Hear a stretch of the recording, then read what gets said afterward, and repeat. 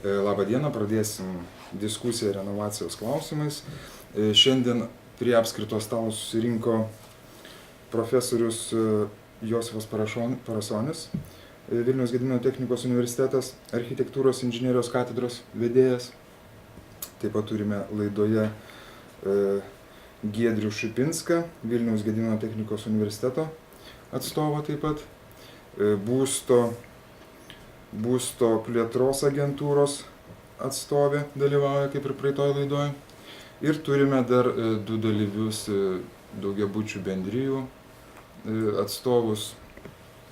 Tai Marija Jakutienė, Žirmūnų 19 namo pirmininkė, ir Danielius Ramonas, Ateities gatvės daugiabučio pirmininkas, čia taip pat iš Vilniaus. Tai pradėkim gal nuo bendrijų pirmininkų, daugiabučių atstovų. Pasidalinkit savo patirtim, kaip pas jūs vyksta renovacijos procesas, kokiom problemom galbūt šią dieną turėtų kažkokį klausimą. Pas mus jau kaip ir pabaigtas yra šitas procesas. Turime dar visokių minčių, bet pagrindiniai darbai padaryti yra ir mes jau dvi žiemas išgyvenom apšildytam name. Dvi žiemas kaip ir turim teisingas sąskaitas už šildymą ir taip. O įspūdžiai dabar, kai viskas pasimiršo, geri. Sunkiausia buvo pačio proceso metu. Procesas buvo taip pakankamai skausmingas, nes buvo reikalinga intervencija į gyvenamus būstus. Tai kiekvienas tai priima kaip asmeninį dalyką, tai natūralu, kad buvo viskas. Supratau. Kaip pas jūs, ponia Marija, procesas? Jau irgi kaip ir užmiršta viskas. Dar tik dabar tokius dalinius darbus dabaiginėjom, kadangi aš buvau iš pat pradžių numačiusi ir nuotekas keisti, ir lietvamzdžius, bet kadangi nebuvo tada su šiluma surišta ir man buvo viskas išbraukta, tik apšiltinimas vyko. Kas su šiluma surišta? Iš viršaus ten šildymo sistema, sienos. Tai mes dabar jau pasikeitėm tuos nuotekų vamzdynus, kaip dar ir tokioj darbo eigoj vis esam, nebaigiam, vis dar kaip ir skaitom, renovacija vyksta, vis niekaip pabaigti negalim. Aš gal įsiterpsiu, paaiškinsiu, ką reiškia išbraukta.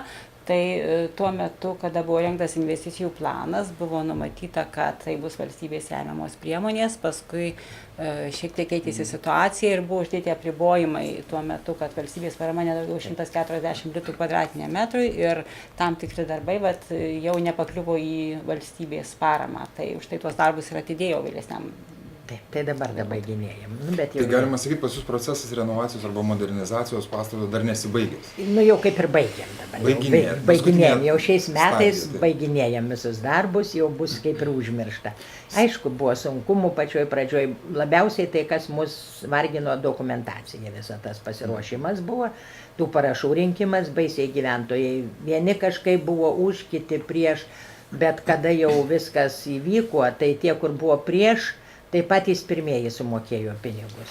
Ir labiausiai dabar jie patenkinti yra. Ir taip, dabar geriausi draugai jau pasidarėm. O buvo didžiausi priešai, kam ta renovacija sugalvota, kad čia pirmininkai pragyvena, kad čia specialiai darom tas renovacijas. Kaip mes darėm, kaip ne žmonėms buvo įtarimas, o kaip savo. Ir su kažkuo tai dalinomės pinigus. Va tokie buvo motyvai.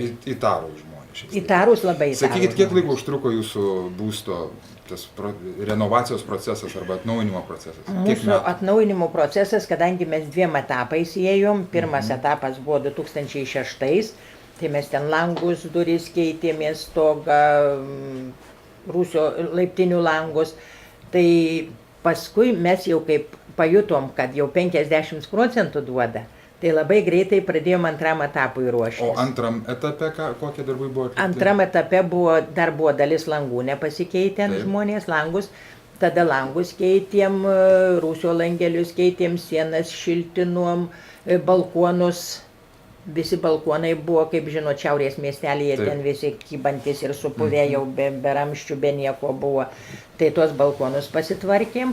Ir va tas mūsų 2 etapai buvo sujungti į vieną. Į vieną, supratau. Dabar jūs minėjot, kažkokie darbai baigiamieji dar yra vykdomi. Kokie tai darbai?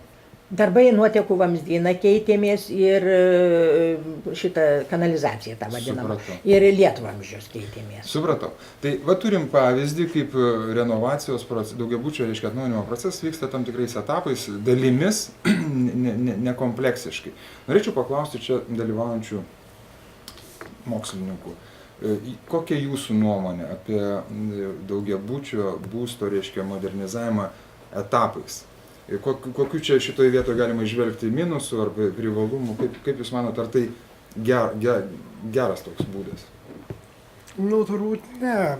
Žinoma, visada yra geriau daryti kompleksiškai, bet suprantat, nes grįžti prie to paties proceso praktiškai, prie to paties namo, 2 kartus, 3 kartus jį, vis tiek, taigi yra ir žmonėms labai nepatogu, bet gal iš tos techninės pusės tai irgi nėra gerai. Nes, taip susiklostė, žinoma, čia yra materialiniai ištekliai žmonių riboti, bet iš principo yra galbūt ir etapų, kuriais galima judėti ir nekompleksiškai tai daryti, nors tai, kaip minėjau, būtų nepatogu. Sakykime, šiluminį mazgą pasitvarkyti, ar ne, arba langus pasikeisti, paskui ten daryti kitus dalykus, šiltinti sieną, stogą ten ir taip toliau. Bet geriausia yra, suprantat, dar nebuvo minėta visiškai vėdinimo sistema, čia kolega yra ir specialistas srities šitos ir jis ten pasakys gal geriau, nes suprantat, čiagi pas mus, kada mes pradėjom nuo langų, tarp kitko, čia buvo pirmas toks nekompleksiškas, bet būtent langų keitimo etapas, tai, viskas turi savo pliusų ir minusų, užsisandarinom to pačiu. Ir suprantat, vėdinimosis, reiškia, problemos lindo. Tai, atidaro langus žmonės ir vėdinasi. Ir efekto nebelieka to, kuris buvo tikėtas. Jo. Tai kompleksinis požiūris, žinoma, yra svarbus, geresnis. Bet taip vyksta kažkodėl, tai netgi žinot, jeigu žmonės, sakykime, privatų tą sektorių, galima kaip tai pateisinti, nes pirmiausia yra blaškomasi su tojais modeliais, žinot, tai duoda ten 30%, tai duoda 15%, tai duoda 50%. Ir kai duoda 50%, paskui nebespėja, reiškia, vyriausybė aprūpinti visus tais ištekliais finansiniais, tai suprantat, tai čia savaime taip gaunasi, kad einama yra etapais. Bet keistokai yra, kada einama etapais ir biudžetinės objektus. Žinot, valstybei priklausančios objektus, kada ten N kartų grįžtama į tą pačią vietą, čia visiškai nesuprantama kodėl. Tai yra neefektyvu. Žinoma, mokyklos, ligoninės, darželiai, suprantat, lygiai tas pats kažkodėl tai modelis yra, kažkodėl būtina grįžti N kartų į tą patį objektą. Ir tai, žinoma, yra brangu. Ir nėra efektyvu. Ir jei iš vis paimti, žinot, čia geri pavyzdžiai pas mus. Gerai, kad žmonės pradėjo ir baigė. Jo. Ir žinot, ir čia netgi yra dalykų, kurie praktiškai iškrenta iš to, tą supratimo dabar modernizavimo. Tarp kitko, renovacija netinka. Žodis, žinot, čia jau seniai mes jį taip kritikuojame ir dabar norminiuose dokumentuose jis pasikeitė. Renovacija iš prancūzų kalbos yra atnaujinimas. O čia vis dėlto mes daug ką darom, ko praktiškai nebuvo. Tai dabar modernizavimo turbūt yra teisingiau tą terminą naudoti, taip. Bet tai modernizavimui tinka, sakykime, ir nuotekų ten tvarkymas, žinot. Tai čia jau žmonės eina ir dar toliau. Tai žinoma, čia labai džiugus toks momentas. Bet kol kas privačiame sektoriuje, žinoma, tai vyksta labai sunkiai. Sunkiai. Norėčiau Giedriaus paklausti, kaip jūs vertinat, reiškia, tokį etapiškumą viso to modernizacijos proceso ir ką galima būtų pasiekti, jeigu vykdytum kompleksiškai, jeigu, reiškia, langai būtų statomi kartu su izoliaciniu sluoksniu pastate ir tuo pačiu, reiškia, atnaujinant, sandarinant pastatą būtų ir ventiliacijos problemas sprendžiamas.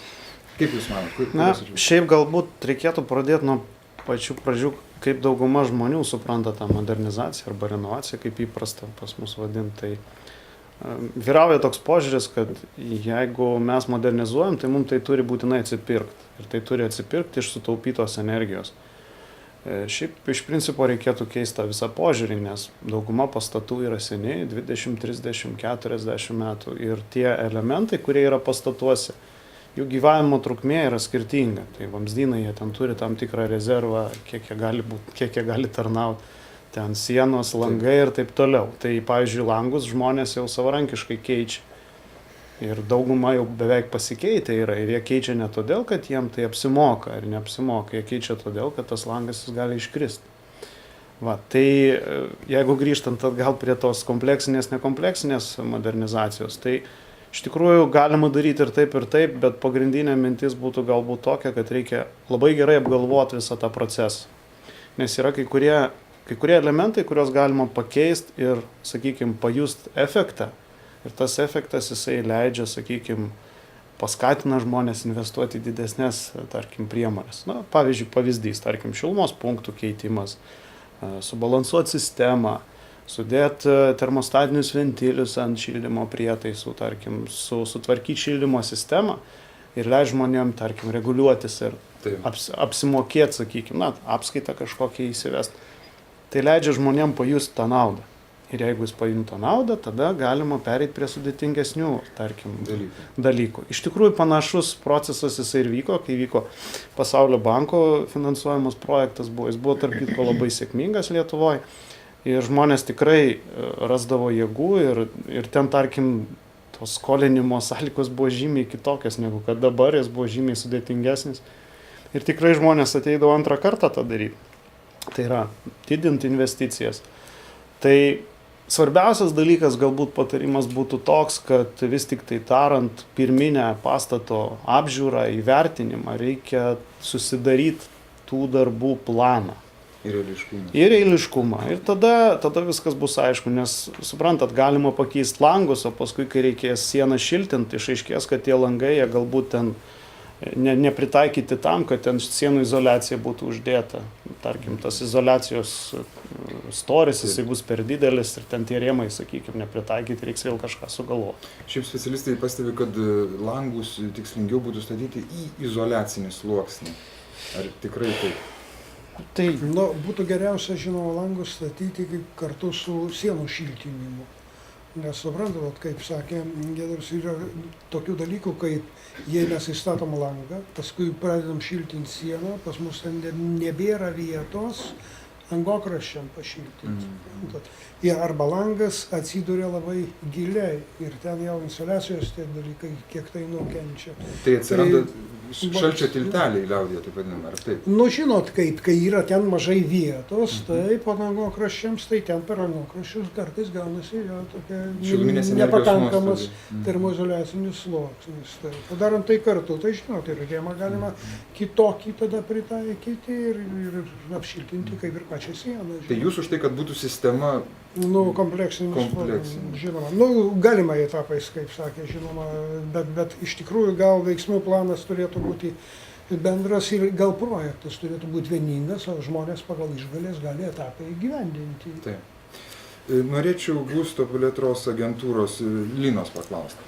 Iš dabar vykdomų arba vykdytų projektų, kiek jų buvo, sakykime, išsitempę laikę ir vyko etapais, dalimis, reiškia suskaidžius ant langų ar kitų keitimas, durų, po to šiltinimas ir sistemų keitimas. Ir kiek buvo kompleksinių projektų?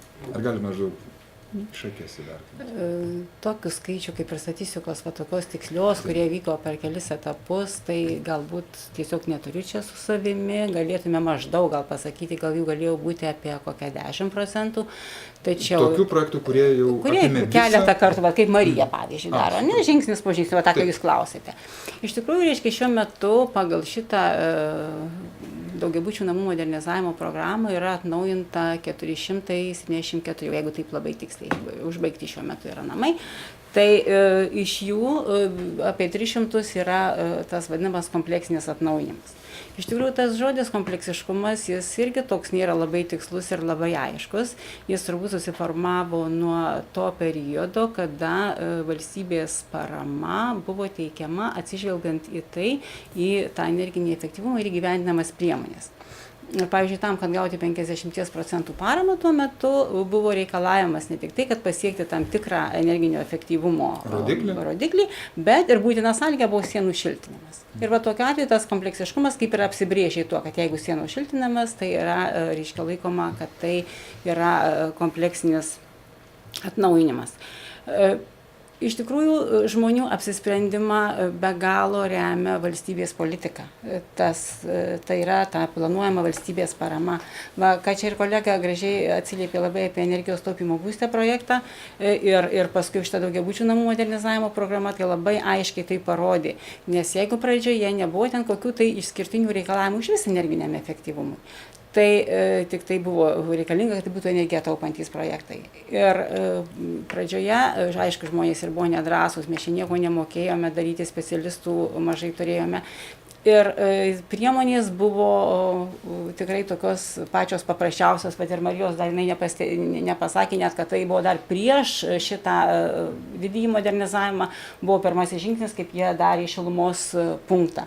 Ir taip ir buvo populiariausios tos priemonės, tai būtent šilumos punktai ir langų keitimo darbai. Tada, kada atsirado reikalavimai didesni ir kada atsirado galimybė gauti didesnę paramą apšiltinus sienas, faktiškai turbūt 98%, galima pasakyti, projektų atsirado su tuo kompleksiniu atnaujinimu, su sienų šiltinimu. Šiandien, kada mes jau kalbame apie šitą naująjį finansavimo modelį, Jessica finansavimo modelį, tada šiandien turime iš viso faktiškai beveik visus projektus, kurie apima būsto visą modernizavimą. Didelę dalį darbų, taip, įskaitant sienų šiltinimą. Supratau. Grįžkime prie pirmininkų. Jūs jau minėjot, kad kaip ir baigtas jūsų būsto, reiškia, modernizavimas, atnaujinimas, jūs juose jau gyvenat. Turbūt pastebėjot kažkokių tai klaidelių arba klaidų, kurias jūs padarėte ir kurių patartumėt kitoms bendrijoms nedaryti. Pasidalinkit savo patirtimi.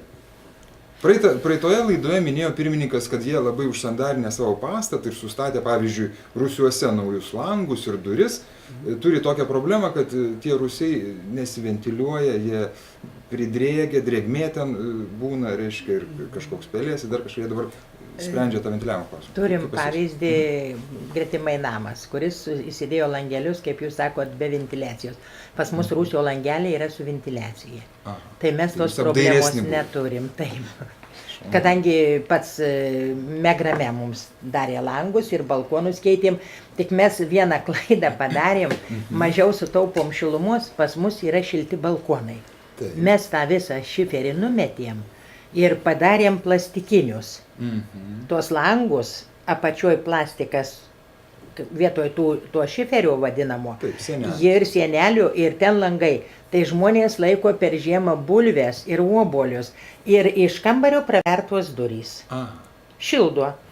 Vienas iki praeinu pro gyventojus, atidarytas balkonas, antras iki trečia. Taip kaip jis atidarytas, taip ir atidarytas. Aš nueinu, sakau, tai kodėl jūs dabar taip darot? Sako, taigi mums karšta, o bulvių maišelis padėtas ir bulvės šildo. 12 laipsnių balkonė šilumos.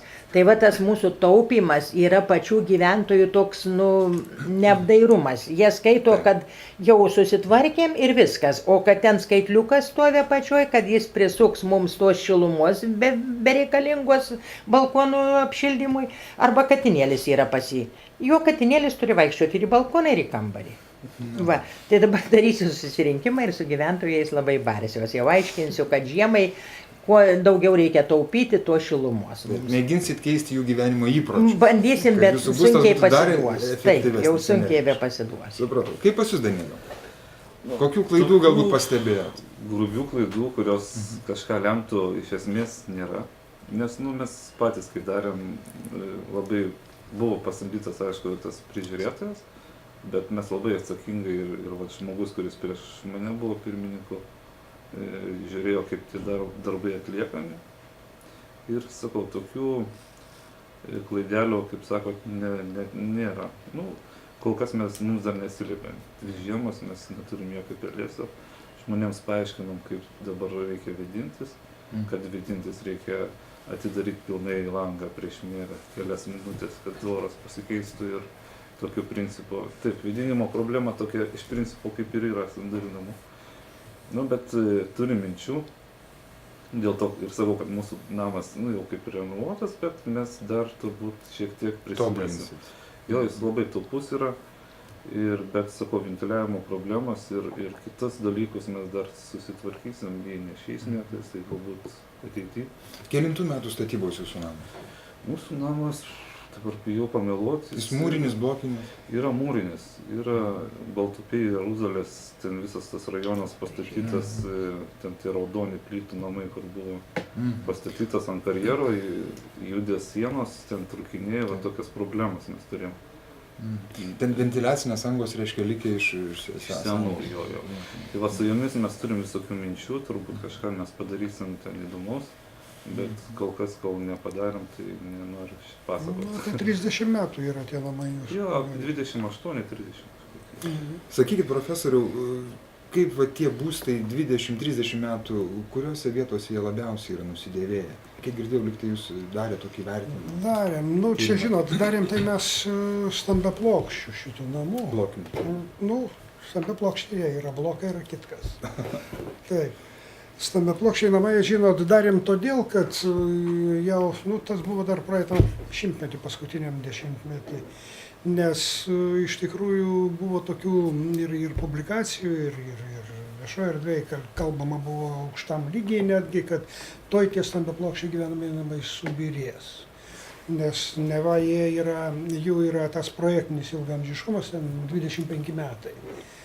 Žinoma, kad tai buvo prasimanymai, nieko tokio ten iš tikrųjų būti negali, nes žinot, ilgaamžiškumas namo jis priklauso nuo medžiagų, iš kurių yra padarytos konstrukcijos. Gelžbetonis yra, nieks dar ir gerai nežino jo tikrojo to faktinio ilgaamžiškumo, o normos rašo, kad ten minimum 100 metų, bet 100-150 yra gelžbetoninių konstrukcijų ilgaamžiškumas.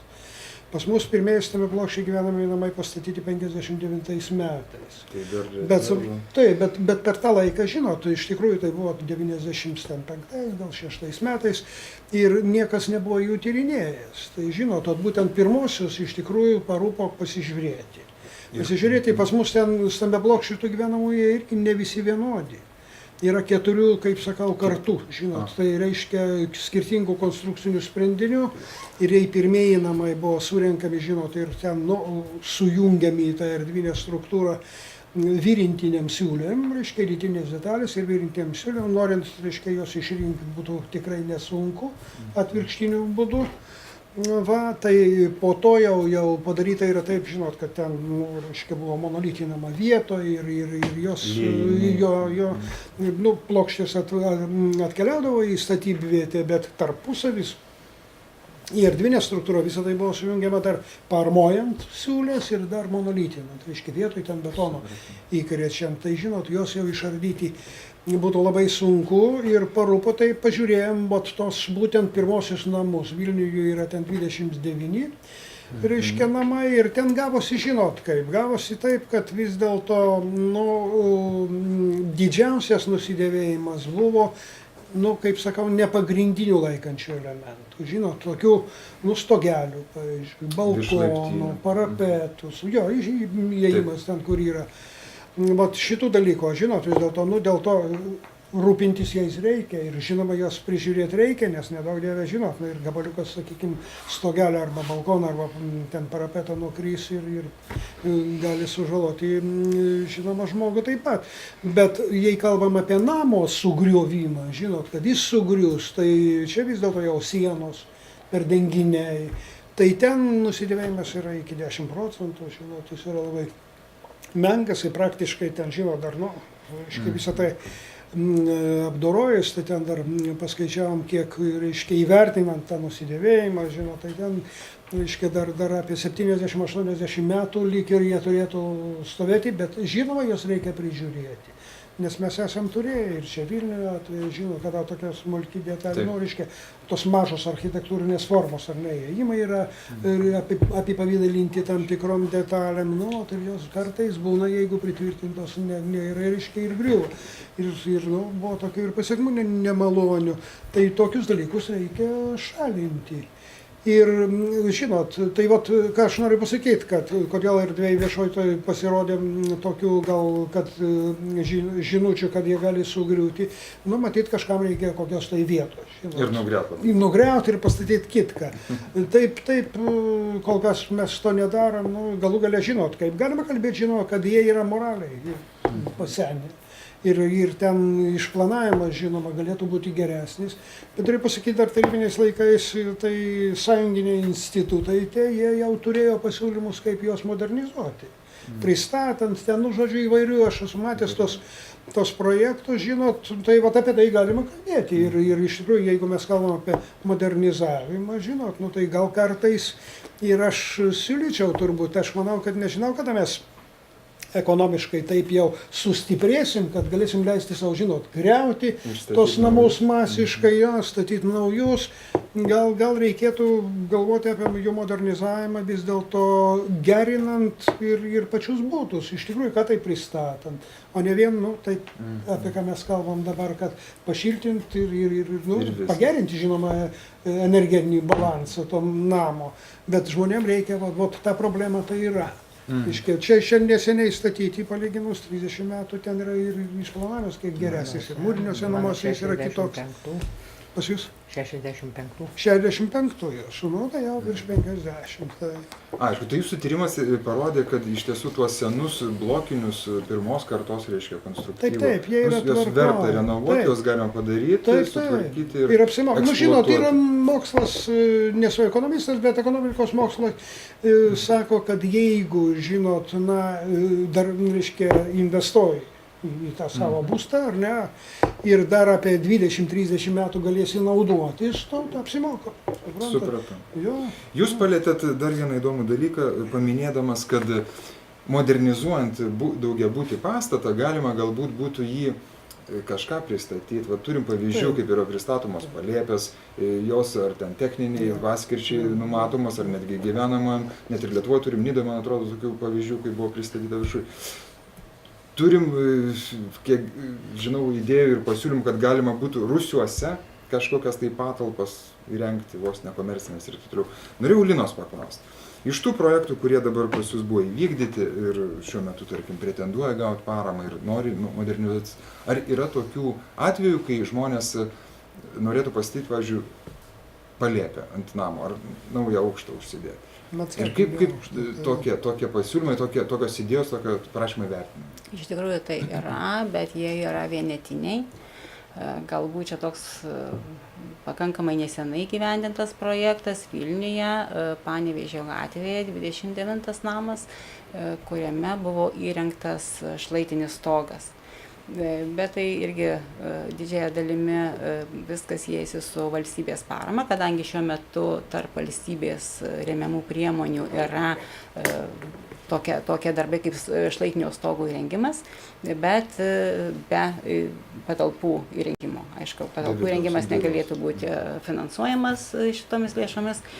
Tai tokių norų lyg tai yra, bet paprastai žmonės, kadangi tai be abejonės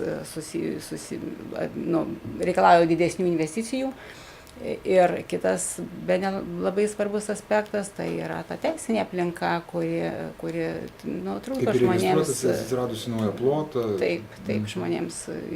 Tai tų tokių norų, idėjų lyg tai yra, bet įgyvendinimo požiūriu tai jų tikrai yra vienetai. Bet mechanizmų yra, žinot, apie tai jau galvojama senokai. Iš tikrųjų, teisinė situacija pas mus kol kas yra tokia sunkoka. Bet, nu, vat, kai plokšti stovai yra pas mus ant tų namų ir mūrinių, ir stambia plokščių. Ir iš tikrųjų ten būtų gerai, nes, žinot, dar tarybiniais laikais su plokščiais stogais buvo lopijami, ten problemos yra. Priežiūra. Taip, jų priežiūra yra vis dėlto... Negu šlaitinė. Taip, šlaitinis stogas yra geriau ir atsiranda dar ploto. Ir žinot, kaip ten yra, matyt, iš tikrųjų žmonėm yra labai sunku susitarti. Geriausia būtų, jeigu viršutinio aukšto žmonės norėtų, jie galėtų ten padaryti dviejose lygiose savo tą būtą, ar ne? Bet kiti gyventojai kitų aukštų turi su to sutikti. Ir čia gal yra sunkumų, suprantat?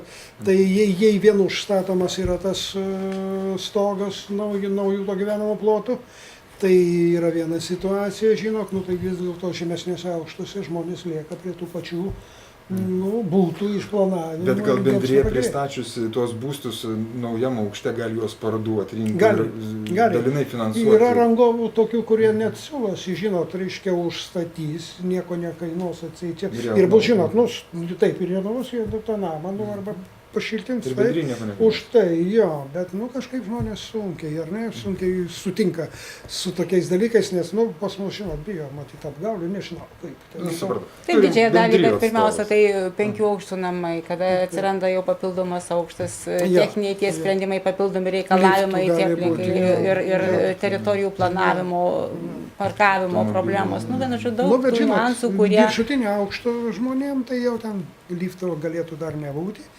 Ir, 5 aukštą, pavyzdžiui, jeigu jie prasitėsi savo tą gyvenamą plotą, nors taip, atsiranda tų dalykų. Bet galima išoriai. Liftai gali būti išoriai, žinot, dabar techniškų galimybių yra įvairių. Kokie pas jūs stogai? Plokštieji, sutabdinti. Pas mus irgi. Pas mus yra toks specifinis namas, jis yra laiptuotas, toks su cokoliu. Tai stogas irgi yra 2 lygių aukšto. Ten irgi toks nestandartinis kaip ir. Jeigu kažką padaryti, iš principo galima viską, bet kažkaip mes irgi visgi pagrindinė, kaip ir minėjot anksčiau, renovacijos ar modernizacijos, kaip dabar čia madinga vadinti. Esmė ta, kad yra sutaupyti ir sumažinti tas sąskaitas ir žmonės nelinkę papildomai kažką investuoti. Tai investicija tokia, kaip ir sako, pirmiausia turi atsipirkimą kažkokį pagauti. Kada žmonės kai pamato, kad čia tie pinigai nedingsta, sugrįžta per sutaupymą. Galbūt kažkada mes tokius projektus ir darysim, bet kol kas nesvarsom tikrai. Sakykit, jūs eksploatuodami savo stogus, ar turėjot anksčiau daug problemų su lopimu, jų priežiūra? Būdavo pelėsis viršutinėse aukštose, nes sena danga. Dabar stogą mes pirmiausia ir pakeitėm, kai čia prieš 4 ar 5 metus, kai pradėjom namą, mes irgi etapais viską darėm. Pradėjot nuo stogo. Jo, tiesiog susirinkimą padarėm, įsivardinom problemas, stogas, vamzdynas, sandarumas, mokėjom daug už šilumą. Savo problemas susiprioritizavom ir taip svartėm. Danielius minėjo, noriu Giedrius paklausti. Danielius vėl paminėjo, kad pagrindinis motyvas modernizuoti būstą tai yra siekis sutaupyti. Šildymo sąskaitas sumažinti ir panašiai. Jūs buvote užsiminę, kad iš tiesų yra ir kitų, ir daugiau naudų, kurias galima būtų akcentuoti ir įvertinti, ir apie kurias turėtų žinoti daugiabučių namų gyventojai. Šiaip galbūt reikėtų truputėlį iš tos modernizacijos šiek tiek toliau pažengti, reikėtų galbūt tokius akcentus sudėlioti, kad galima sakyti praktiškai 20 metų per tą nepriklausomybės laikotarpį pastatai buvo neprižiūrimi.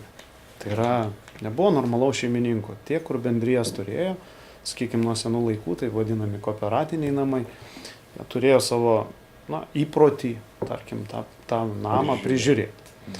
Ir dabar, kai po tos privatizacijos žmonės tapo butų savininkais, kažkaip niekas jam nepaaiškino, kad jie tampa ir namo šeimininkais. Jie gavo būstą, jie turi jo rūpintis. Taip, tai buvo neįprasta. Kiek aš matau, tai gana dažnai vyrauja toks požiūris, kad Butas yra mano, kas už buto, tai jau nebe mano. Nei laiptinė, nei stogas, nei ten, Kiemas. pavyzdžiui, jeigu jūs gyvenat viršutiniame aukšte, tai stogas jūsų.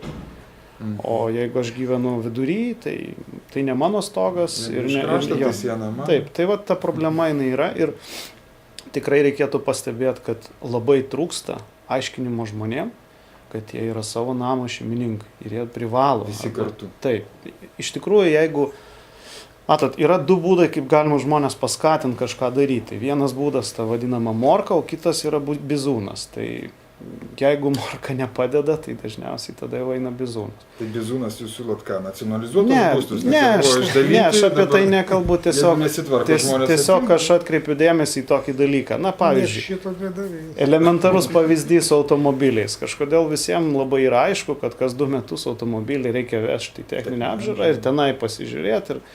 Ir kas trukdo padaryti su daugiabučiais taip. Tai galbūt tai priverstų žmonės kažkur judėti, nes tos aiškinamosios tokios nėra.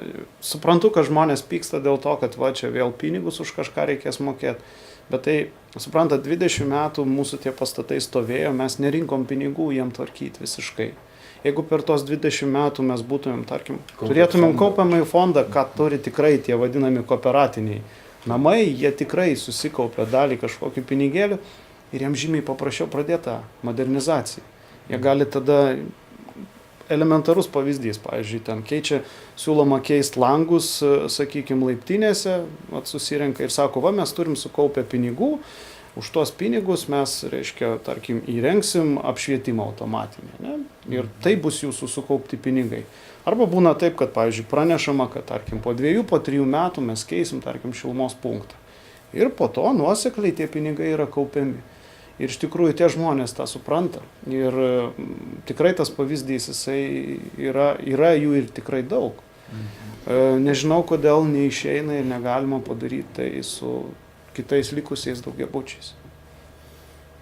Daroma geriau, daroma. Pas mus yra bendryja, nebuvo kooperatyvas, mūsų name atsirado bendryja ir mes renkame. Tai va, tas, matot, kai yra bendryja, viskas tvarkoj, bet tų bendryjų yra turbūt... Ten, kur nėra bendryjų, tai tada kai perima, reiškia, organizacija, kuri prižiūri tą pastatą, administratorius, jisai tikrai nekaupia pinigų ir galų gale, tarkim, toks dalykas, jeigu daugiabutis yra, jeigu jame yra liftas, jisai irgi turi tam tikrą laiką ir tai yra labai didelės investicijos į pakeisti.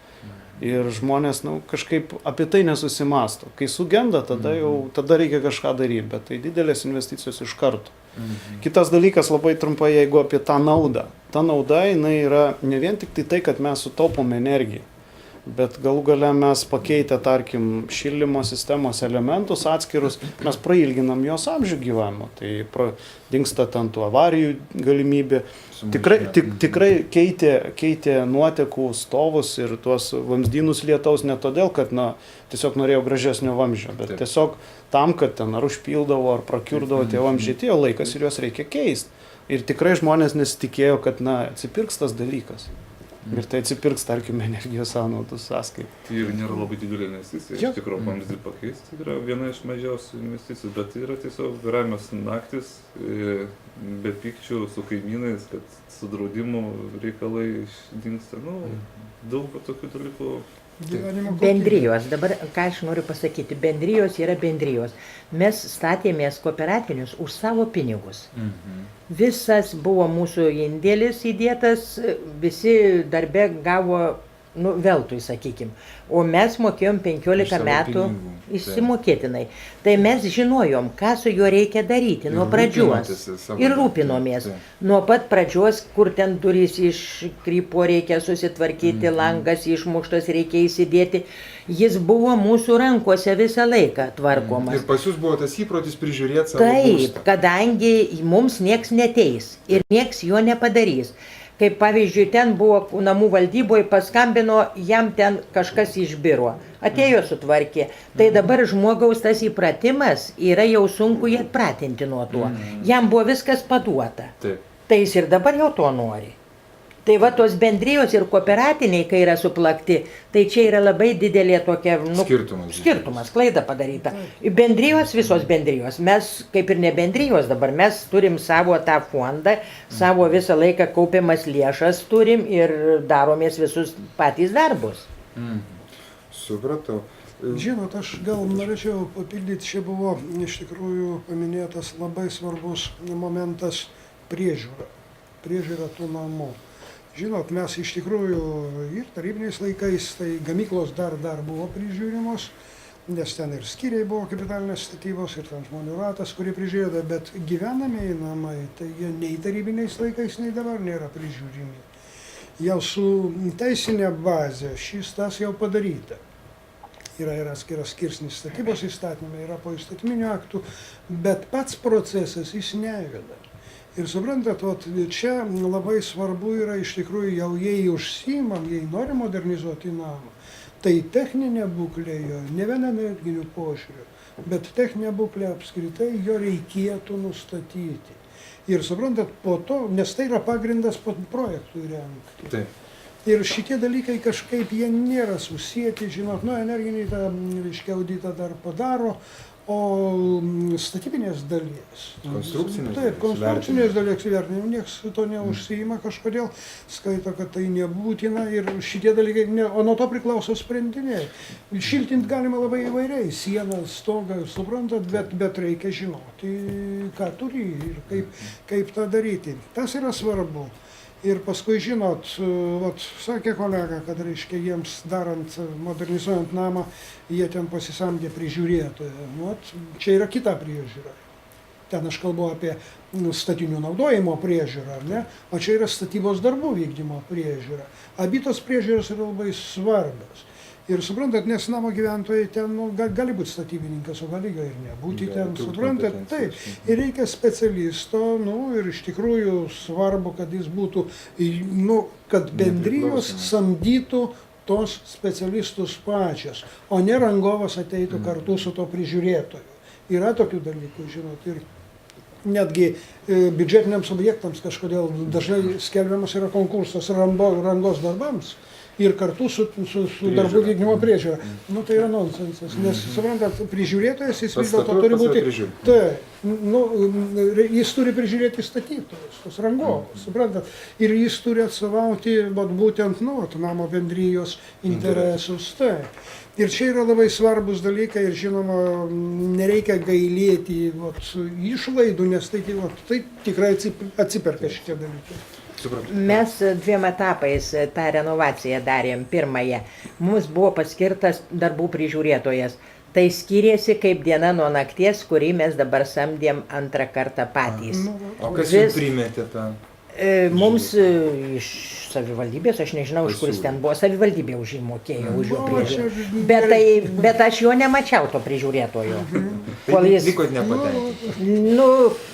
Patys ten žiūrėjomės kaip galėjom, bet jau prižiūrėtojo kaip ir neturėjom. O jau kai buvo mūsų samdomas, tai jau tada ir pastoliais, ir stogais vaikščiojo visur. Labai svarbu. Dar vieną tokį praktinį patarimą dėl to kaupimo, kad lėšos didelės pakankamai reikalingos, kaip mes tą problemą sprendėm ir viską pajudinom daug greičiau ir viskas vyko.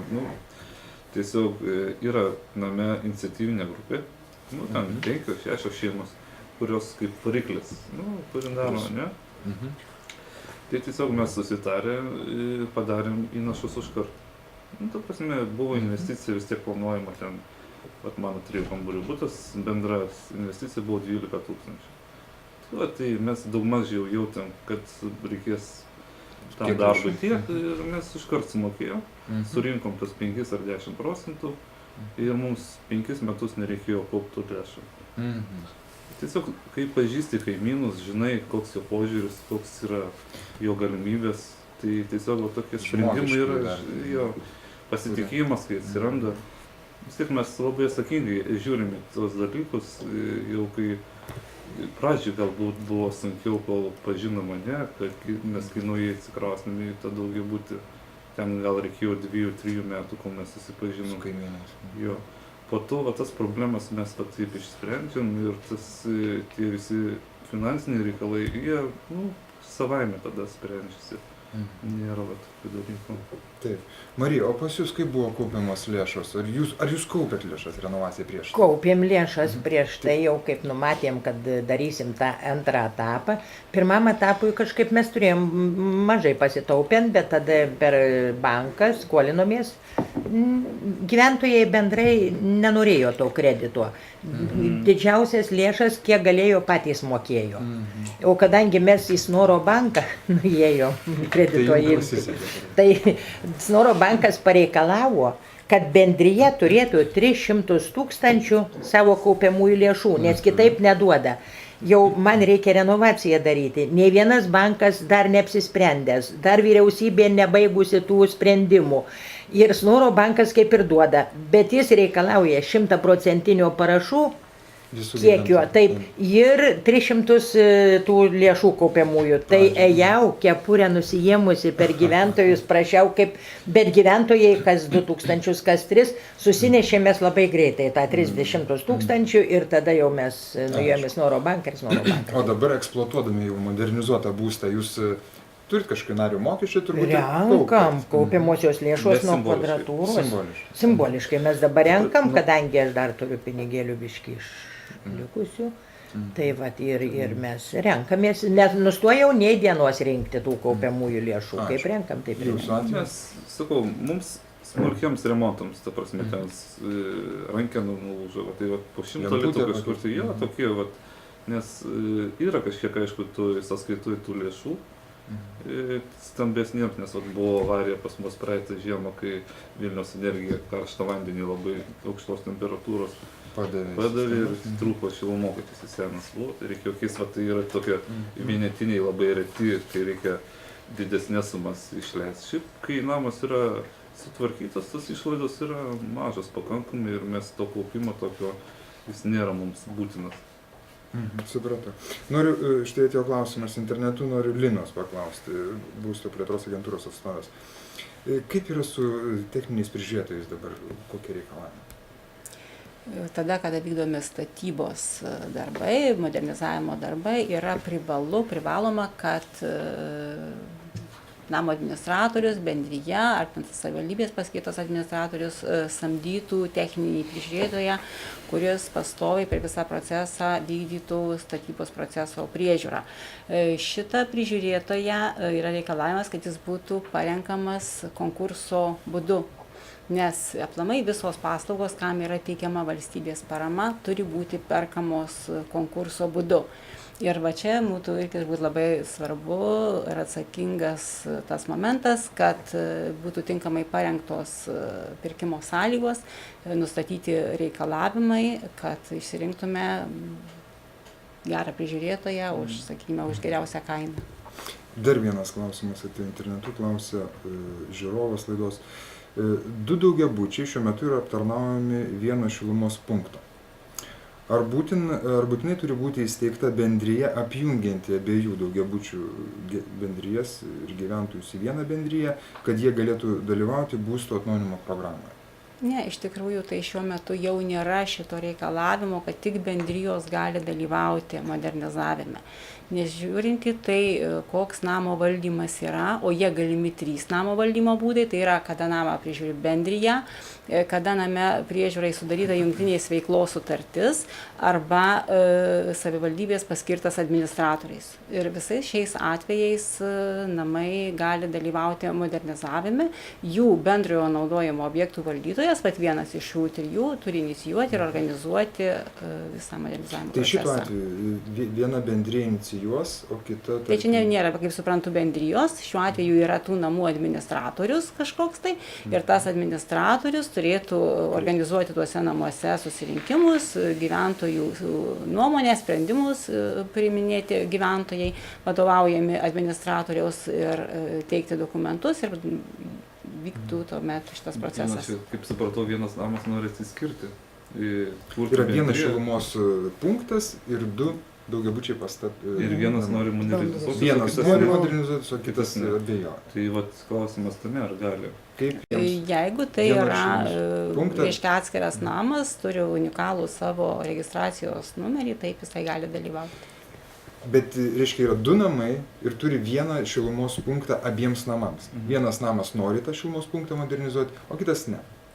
Vilniuje iš tikrųjų yra didžioji dauguma jau modernizuotų šilumos punktų ir aš manyčiau, kad čia šilumos punktas tikriausiai jau yra modernizuotas. Nu, galbūt čia gali būti tam tikri niuansai, specifikos, bet tada reikėtų individualiai matyti, kalbėtis, kreiptis, sakykime, tada pas mus galbūt į agentūrą, mes taip pat turime teisininkus, kurie tiesiog panagrinėtų tą situaciją labai konkrečiai ir pasiaiškintų.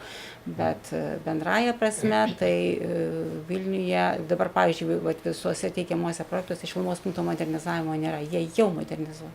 Supratau. Galima patarimą gyventojams vis dėlto. Ta tvarka, kurią čia pristatė dėl darbų techninių prižiūrėtojų, aš patarčiau gyventojams vis dėlto, kaštai yra kažkur, mano galva, 3-4% bendrų šitų sąmatų. Gal gyventojams geriau yra nesiekti, kad jiems tai būtų kompensuojama, vis dėlto paaukoti tą, bet patiems pasirinkti techninį prižiūrėtojo darbų. Labai tai yra svarbu. Šiaip būtų labai geras patarimas, tiesiog aš tai vadinu, sakykime, gerų prižiūrėtojų ir blogų prižiūrėtojų sąrašas. Aišku, tai gal ne reklama, bet aš manau, kad yra galbūt kitas patarimas, jei tokio sąrašo nėra. Yragi sąrašas tų bendrijų, kurios renovavosi, galima ir jų pasiklausti, kokia yra jų patirtis ir jie, aš manau, tikrai pasakys, ar tarkim tas žmogus yra geras, ar jis buvo objekte, ar jis prižiūrėjo, nes iš tikrųjų, kodėl ta modernizacija jinai tokį neigiamą atspalvį yra įgaus, todėl kad yra tų, galbūt ne tiek daug, bet yra tų blogų pavyzdžių, kurie labai išviešinami ir parodomi. Klausimas, ar buvo nubausti už tai prižiūrėtojai. Ar jie prarado kažkokias galimybės ten, tarkim, paskui dirbti. Jeigu būtų kažkokie mechanizmai, arba, tarkim, gal tie mechanizmai, aš manau, jie yra. Tiesiog... Yra testuojami. Jo, tiesiog galbūt, jeigu tai būtų tas dalykas paviešinta ir galbūt prapultų noras nevažinėti į objektą ir nežiūrėti, arba ten galų gale prapultų noras siūlyti konkurso metu kažkokias labai žemos kainas vien tik tai tam, kad dalyvauti tenai ir gauti kažkokį tai užmokestį, bet nesiruošia ten dirbti žmonės. Tai šita vieta jinai yra labai svarbi, nes prižiūrėtojas, jisai prižiūrės, kaip ten ir ką reikia daryti, nes pirmininkai, jie labai retais atvejais būna specialistai tos srities. Jo, tai va šitą dalyką reikia tikrai akcentuoti ir tikrai tada bus išreikalautas reikiamas rezultatas. Bet tai šiuo atveju ir turbūt ir todėl ir buvo priimta, kad būtent techninės priežiūros išlaidas kompensuoja valstybė ir, pavyzdžiui, šiuo metu 100% kompensuoja jas.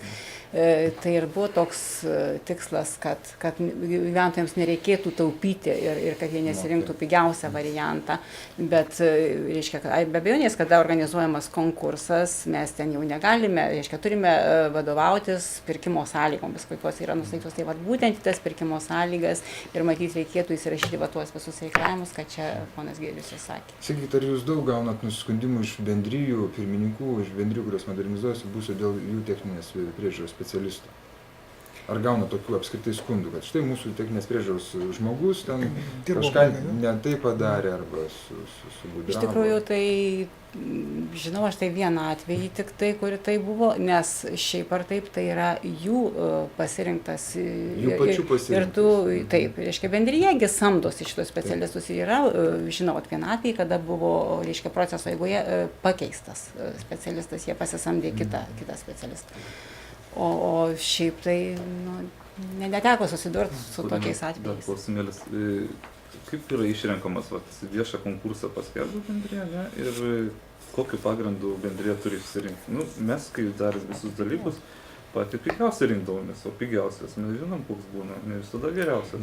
Pagal tą kainų pasiūlymas taip ir dabar reikalavimas, kad yra pigiausia kaina, ar ne, tas kriterijus vertinimo. Tačiau į pirkimo sąlygas reikėtų įsivesti sąlygas, reikalavimus, ko mes norime, ko mes siekiame, nes kitaip. Tai žmonės siekia, kad jų techninis prižiūrėtojas būtų kompetentingas, atsakingas ir sąžiningas žmogus. Ar jie gali į konkurso sąlygas įsirašyti tokį punktą, kad norim sąžiningo techninės priežiūros specialistų? Arba kad tai būtų kaip bonusas, jeigu mes gavom rekomendaciją iš kaimyninio namo. Taip, nu, bet ir prašyti galbūt patirties, tam tikros patirties, kad būtų dirbęs jau su modernizuotais namais, kad galbūt pateiktų tam tikrus atsiliepimus ir Atneštų rekomendacijas ir laiškus, tam tikrą skaičių, tam tikrų objektų, tam tikrų namų. Ir Ir dar svarbu žinot, jis ne vien darbų kokybę prižiūri. Taip, tai jis ir atsiskaitimas su rangovu. Suprantat, nu taip, nes būna, sakykime, kolegos gali mokėti už neatliktus darbus arba nepilnai, o jis specialistas ir jis mato, yra taip, yra kaina paskaičiuota, tai čia yra tikrai labai svarbus žmogus. Ir pagal programą yra numatyta, kad ant kiekvieno atliktų darbų akto privalo pasirašyti ir techninis prižiūrėtojas. Nu, tai žinot. Tai čia turbūt šios parašus laidos toks deda lengvai. esminis būtų reziumė arba išvada, kad bendrijoms reiktų labai atsakingai rinktis techninį prižiūrėtoją. Taip. Ieškoti Ir kompetitingiausio. gal savo pinigais. Ir gal net savo pinigais. Matot, vat irgi vėl mes grįžtam, toks irgi niuansas. Tai vat, reikia įrašyti sąlygas, reikia ten padaryti, reikia... Tai vėl mes grįžtam prie to, kad pirmininkas jisai turi turėti daug kompetencijų, jis turi išmanyti viską. Tai dabar va šitoje vietoje kažkur turi atsirasti, aš manyčiau, patariamoji grandis, kuri turėtų jam ir patart. Nes yra daug objektų daryta, yra daug patirties, yra monitoringai daryti, yra įvairios patirties. Ir tokiu būdu reikia žmogui patart arba teisingiau padėti jam padaryti tuos darbus, nes tikrai ne visi pirmininkai tą dalyką žino. Vieni Taigi, programoje tai yra taip pat yra numatyta, bet visuose miestuose turit padalinius. galbūt iš tikrųjų, nu, sakykime, gal ne visada pasitikė mumis tokiomis valstybės institucijomis, bet yra numatyta visa schema, kad galėtų specialistai visą tą procesą organizuoti, nes taip pat yra numatyta valstybės parama taip vadinamom projektų įgyvendinimo administravimo išlaidom. Tai vat būtent viso to proceso reiškia vedimui, organizavimui, sakykime, bendryje gali pasisamdyti specialistą, kuris ir organizuos, rengs, konsultuos, padės, netgi nepadės, jis tiesiog pats tuo metu ims, jeigu jis bus nusamdytas. Einant į konkursą, tai tikrai reikia turėti konsultantą, nes niekaip prapulsi kitaip. Aš turėjau sūnėną, tai jis, kaip mes jau išėjom į tą konkursą, Magirnis tik vienas atnešė pasiūlymą. Taip. Daugiau nėra, nes bankas dar neduoda niekam kreditų. Nu ir tada mes susėdom ir brolio sūnus man sako, teta, va čia per didelės kainos, sako, aš apie plastiką, apie balkonus nieko nesuprantu, apie langus. Bet sienuose, sako, aš viską žinau, tai man nusidėrėjom 140 000. Nu, Jeigu ne padėsiu jie, vienas. taip, jeigu ne jie, nu ir kas, ir dabar ateina tas ir specialistas, nu jisai žiūri gal. Aš tiesiog, aš irgi tokios esu pasyvios, kad gali žmogų kartais ir pinigai suviliuoti. Gal jis ten gali didesnę kainą palikti. Geras pavyzdys, kaip iš tiesų visa bendrija kartu sudėjus savo skirtingas įvairias kompetencijas gali būti naudingi vieni kitiems. Tai pabaigai gal laida, diskusija skirtas artėja pabaiga. Bendrijų pirmininkai, galbūt jums paskutinis žodis. Ką jūs galėtumėt palinkėti, reiškia, kitiems savo kolegams šitam kelyje? Aš tai labai vertinu bet kokią iniciatyvą, ar bus namas tvarkomas dalimis, ar visas integruotai. Bet kokiu atveju tos iniciatyvos galbūt ne iš pirmo, o iš kelinto karto bus sėkmingos. Tik ką aš noriu akcentuoti, kad reikia išsirinkti žmonės, kurie būtų atsakingi, kurie pažinotų vieni kitus, nes bendravimas yra labai svarbu name. Tai yra tas patirties dalinimas, aišku, specialistų paieška ir samdymas iš išorės taip pat yra labai svarbu. Namą tvarkyti tai ne vien tik tai sutaupyti energiją, tai yra daug gilesni dalykai iš tikrųjų. Tada atsiranda gyvybė name, jie pradeda žmonės bendrauti ir toks smagesnis mikroklimatas susiranda.